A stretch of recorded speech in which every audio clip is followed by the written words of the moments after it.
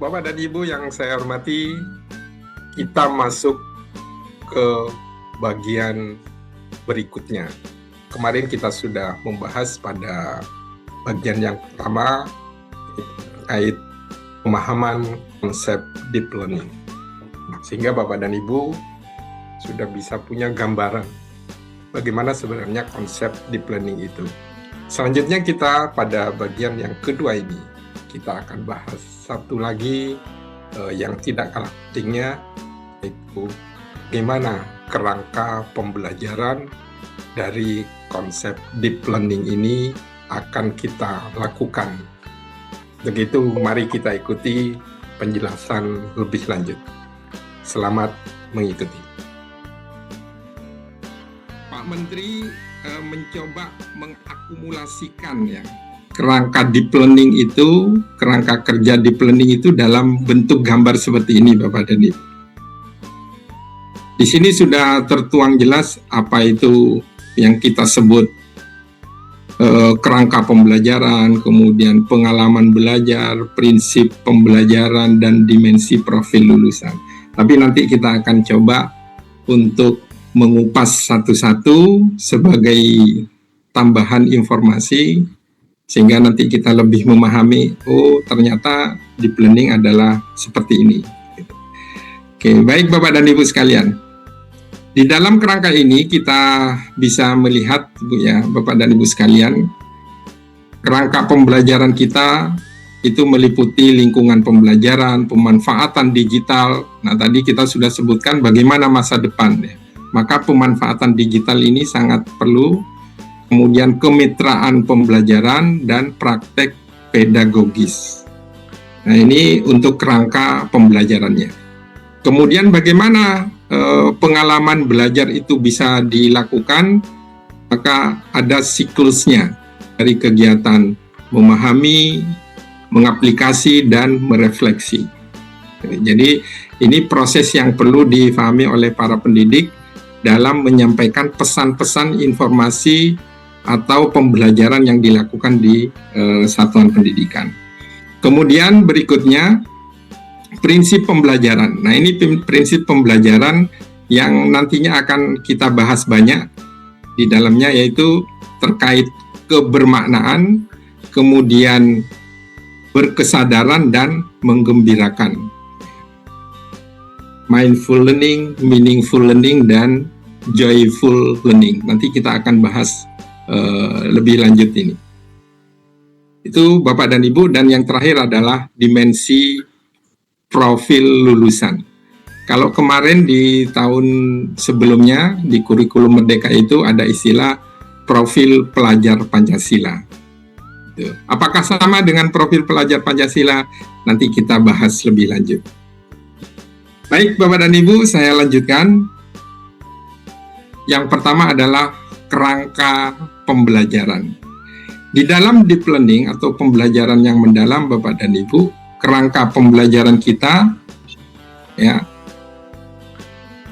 ada 4. Yang pertama adalah praktek pedagogis, kemudian lingkungan pembelajaran, pemanfaatan teknologi digital, dan yang berikutnya adalah kemitraan pembelajaran.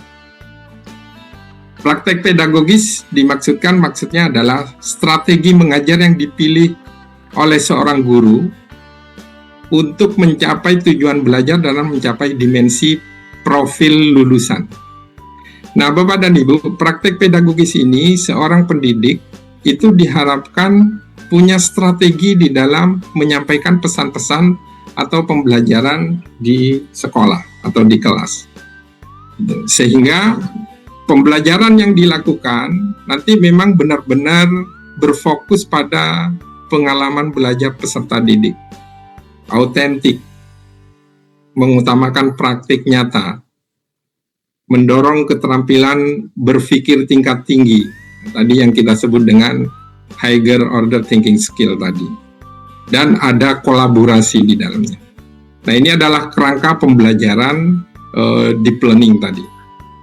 Harapannya yang pertama adalah ada praktek pedagogis. Nah, bagaimana peran guru? Nah, ini harus paham di sini. Strategi mengajar. Kemudian yang berikutnya Bapak dan Ibu, lingkungan pembelajaran. Lingkungan pembelajaran menekankan integrasi antara ruang fisik, ruang virtual, budaya belajar. Kemudian semuanya itu bisa menyatu dalam mendukung proses pembelajaran yang ada. Nah, sehingga Bapak dan Ibu sekalian, para pendidik nantinya lingkungan pembelajaran ini didesain agar peserta didik dengan berbagai karakteristiknya itu bisa mengikuti atau melakukan proses pembelajaran sesuai dengan kemampuan atau gaya belajar mereka. Nah, seorang pendidik harus paham ini.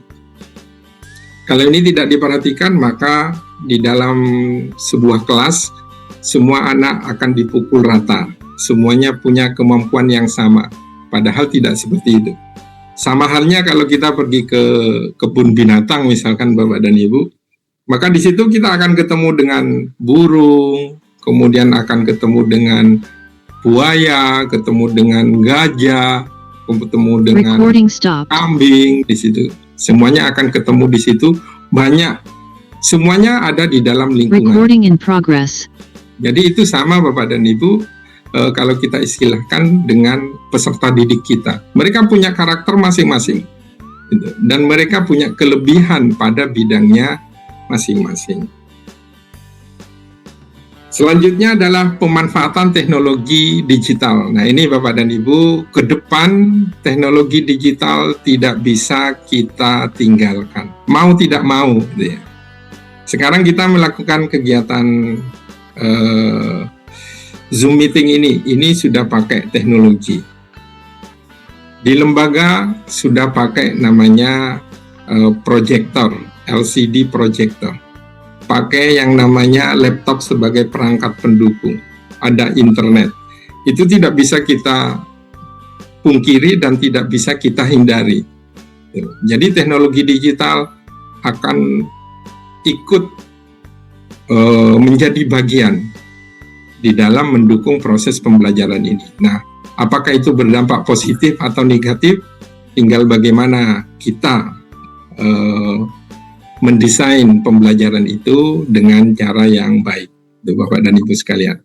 Kemudian yang terakhir adalah kemitraan pembelajaran yang kita sebut dengan learning partnership, di mana Bapak dan Ibu di lingkungan belajar anak-anak itu tidak hanya ada guru dan ada anak, tetapi di dalamnya ada peran dari orang tua, ada komunitas-komunitas lain, serta mitra-mitra lain yang sebenarnya nanti bisa diakomodir masuk ke dalam sebuah sistem dalam mendukung kerangka pembelajaran itu sendiri, sehingga dampaknya akan menjadi positif gitu.